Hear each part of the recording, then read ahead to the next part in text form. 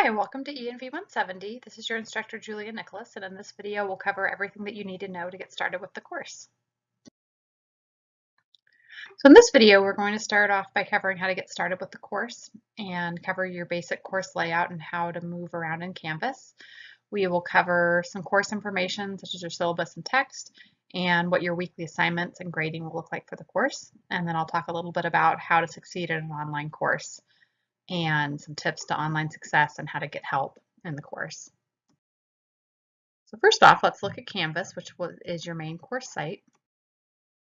And to get to Canvas, to log in, you are going to go to, you can either go to My KCC here at this website, or you can follow this link directly to Canvas, klamathcc.instructure.com.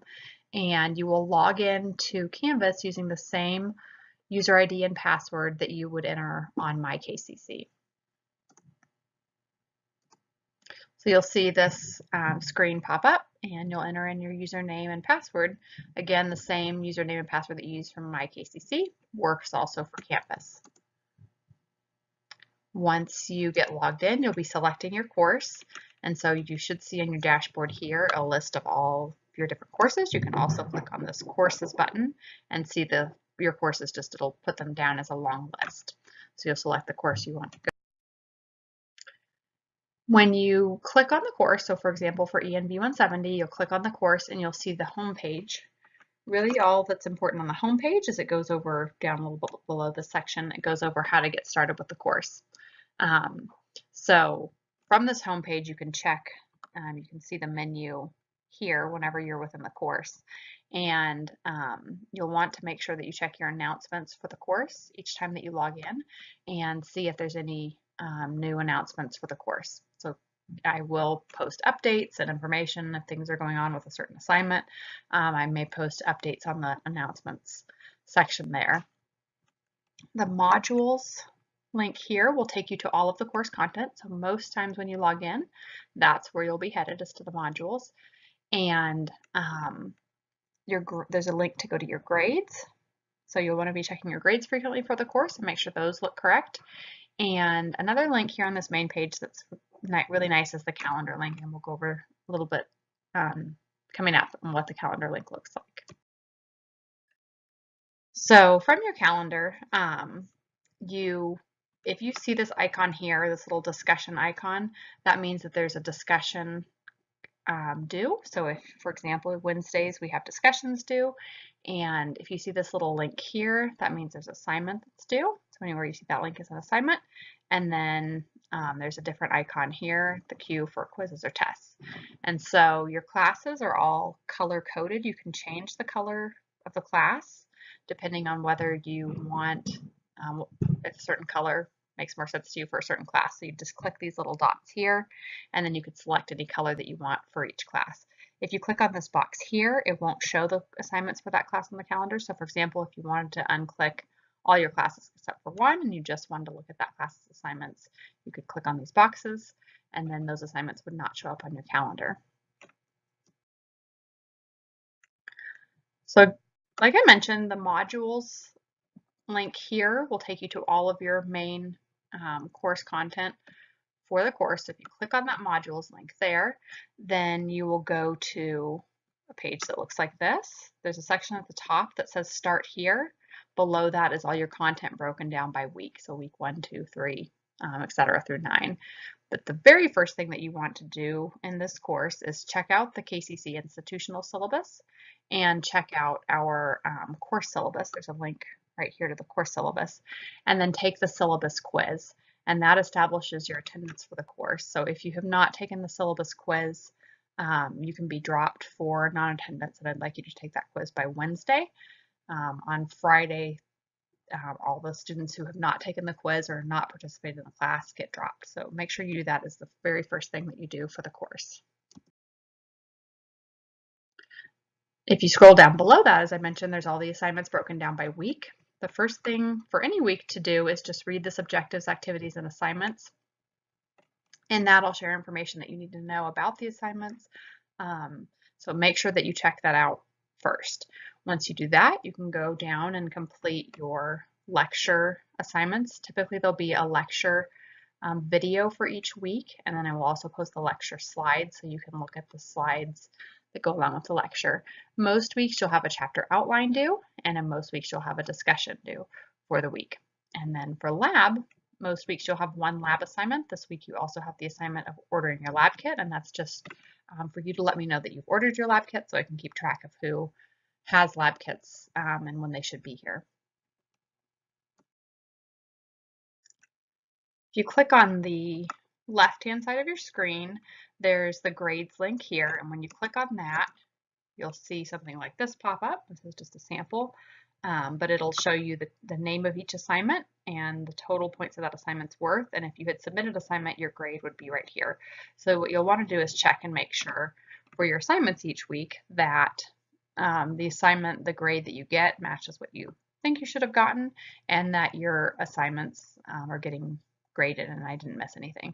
So just keep an eye on your grades and let me know if anything doesn't look right on your grade sheet. Mistakes do happen. I try to keep them as accurate as possible, but if you see something that doesn't look right, just let me know and we will work on getting it fixed.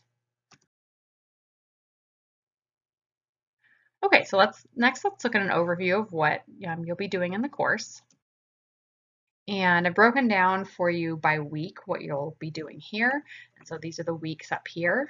And this is the chapter that you'll be covering each week, just for your reference, if you ever want to reference this again at any point.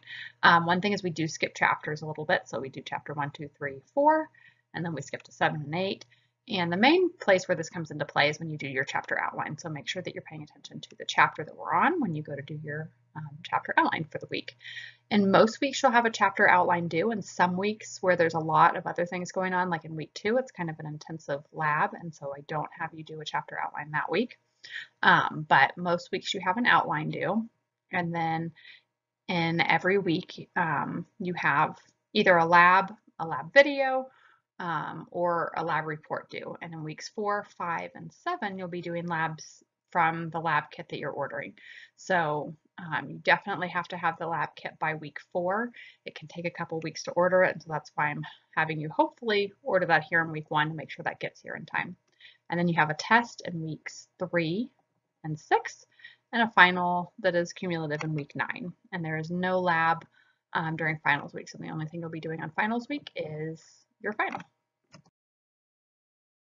The grading is your chapter outlines are worth a total, they're 50 points each. You have 6 of them for 300 points. You have 2 tests at 150 points each, 6 discussions at 30 points each, and a final worth 220 points for a total of 1,000 points.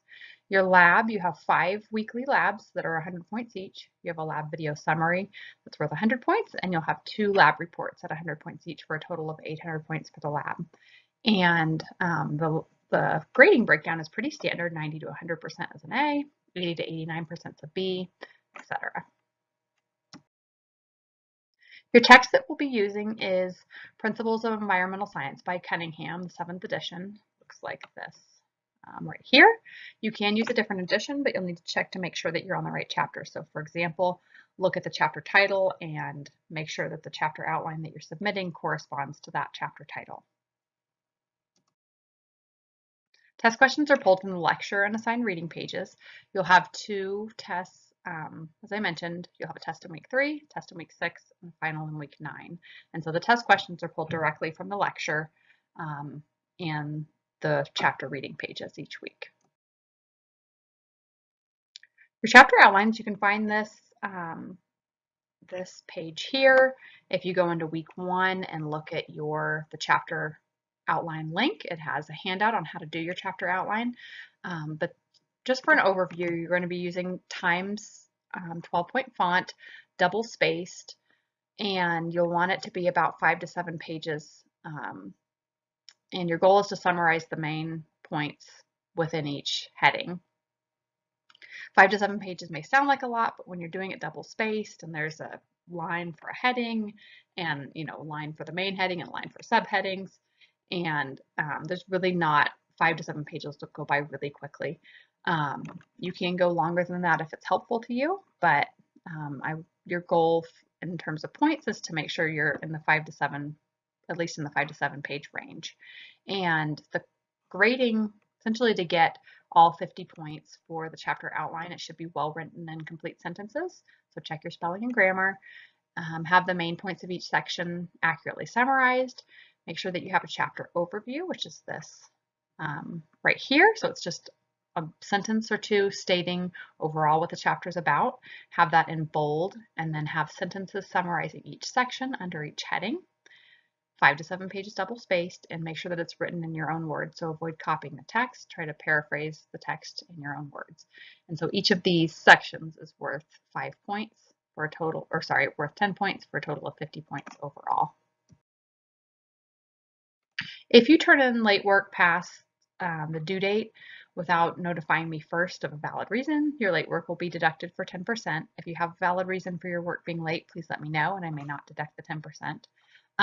If you do need to turn in late work, it's always best to check with me, and in general, just keep in touch with me throughout the quarter as much as possible, especially if things are going on, so I know what's going on with you and we can work to hopefully help you stay caught up in the course. Obviously, if there's a reason, if there's something wrong with a link or assignments not opening up, then I won't deduct the your work from being late. So for example, if you do all your work on Saturday and you log on Saturday and the link's not working and you let me know, I'll extend your due date then a week out because I know that there are set times that you need to get work done. So if something's not working, just let me know, and then you can have another week if you need to get that assignment done. Righty, next we're going to go over how to get help and some tips on how to succeed in an online course. So if you need to get in touch with me at any time in the course, the quickest way to get in touch with me is either to send me a text message through this number here, or to, at the beginning of the course, sign up for the Remind app, which is this right here. And either one of those will be sending me a text message. I tend to have my phone on me most of the time and can respond to messages fairly quickly. I don't always have it on me, but that's the best way to get a hold of me if you do have a question that you're wanting answered at that time, like you're working on an assignment and you are trying to get something done. If you have a non-urgent question, you can send me an email or use that inbox link within Canvas to send me an email, or you can send it directly to my email here, but they will both go to the same email link. So email is an option. I do have office hours on Thursday from 6 to 7 p.m. where I will be in Canvas. You can also send me a text message during my office hours, or really at any time. Most people don't use my office hours because I do try to get back to you as soon as possible if you send me a message, and so most people don't wait until Thursday, but if you do have something specific you want to talk about, I am available on Thursday from 6 to 7 to help. And once again, if you are wanting help right away, the best way to get help is either to send me a text or directly, or send me a text through the Remind app here. And there is extra credit offered for either sending me your name and class number, or sorry, your name and your class name to my cell phone number here, so texting me that, or if you signed up on the Remind app, you can get extra credit also. And the link on instructions on how to sign up for the Remind app are in the week 1 extra credit link, and it will tell you how to sign up for the Remind app and also some other options for extra credit in week 1. So last for our intro video here, I just want to go over a few tips for how to succeed in an online course. And these are pretty straightforward, but one of the main things is just to start the quarter right. So make sure that from the very beginning of all your classes that you look at your assignments and due dates and keep on track from the very beginning. It's really hard in a class when you get behind to try to do all the work you need to do for the week and do the work that you've gotten behind on. If you can stay caught up each week, makes things a lot simpler.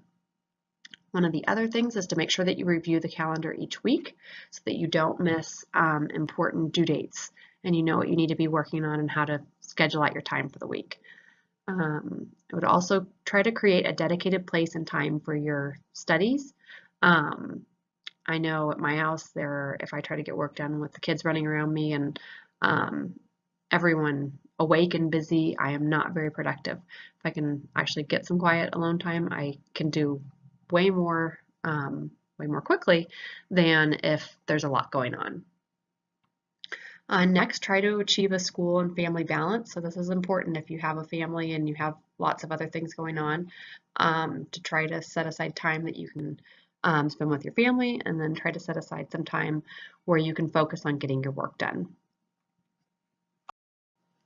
I kind of already covered stay on schedule, so it's much easier to keep up with what you need to do than to do work that you got behind on and the current work. So trying to stay on schedule with all of your assignments.